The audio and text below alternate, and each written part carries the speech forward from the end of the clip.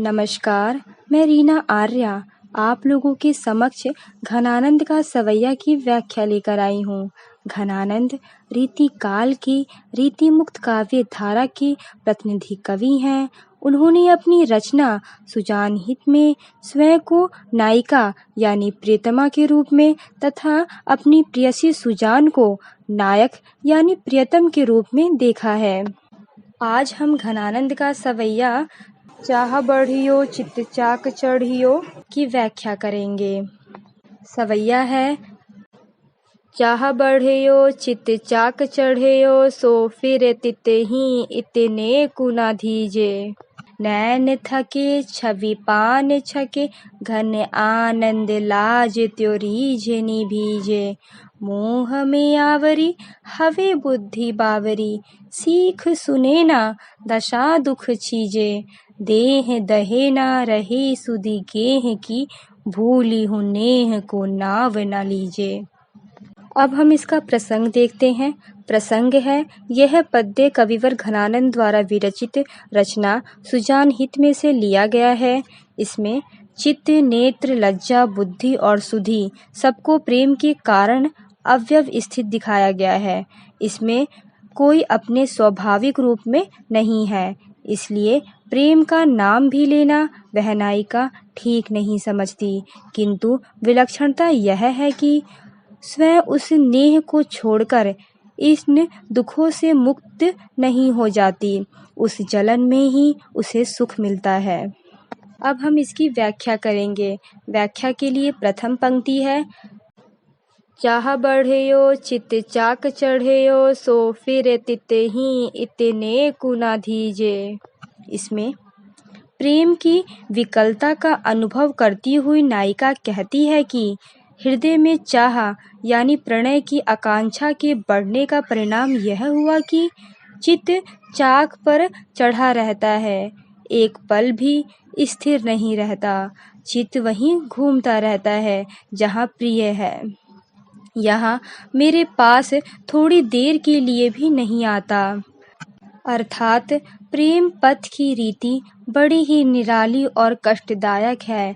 प्रेम में पड़े व्यक्ति का मन प्रिय मिलन की चाहों या इच्छाओं का गुलाम बनकर कुम्हार के बर्तन बनाने वाले चक्कर के समान हमेशा ही घूमता रहता है। वह हमेशा ही प्रिय की गलियों में ही प्रत्यक्ष रूप या मानसिक रूप से घूमता रहता है, अपने में कभी भी स्थिर नहीं हो पाता। हम इस छंद की द्वितीय पंक्ति देखते हैं। द्वितीय पंक्ति है, नैन थके छवि पान छके घन आनंद लाज त्यो रीझे निभीजे। इसमें वह कहते हैं कि मेरे नेत्र प्रिय की छवि का पान करके खूब तृप्त रहते हैं, इसलिए शिथिल है। मेरी लज्जा भी स्वाभाविक नहीं रह गई, रीझी यानी प्रीति में भीगी रहती है। अर्थात मेरे नेत्र प्रिय के रूप की सुंदरता का पान करने पर भी थकते नहीं। वह कहते हैं कि मेरी लज्जा भी इच्छाओं की धारा में भीगी रहती है। भाव यह है कि प्रिय दर्शन की उत्कट अभिलाषा में प्रेमी जन लोक लज्जा भी गवा दिया करते हैं। अब हम तीसरी पंक्ति देखते हैं। तीसरी पंक्ति है, मोह में आवरी हवे बुद्धि बावरी सीख सुने ना दशा दुख छीजे। इसमें नायिका कहती है कि मेरी बुद्धि की हालत यह है कि वह मोह में विकल होकर बावली यानी पगली हो गई है। अब वह ना तो कोई सीख मानती है, ना दुख की दशा में ही कोई कमी आती है। अर्थात प्रिय के रूप दर्शन के मोह में हर क्षण व्याकुल रहकर मेरी बुद्धि बावली हो गई है। उसे समझाने बुझाने का भी कोई असर नहीं होता, कोई शिक्षा देने वाली बात भी उसे अच्छी नहीं लगती।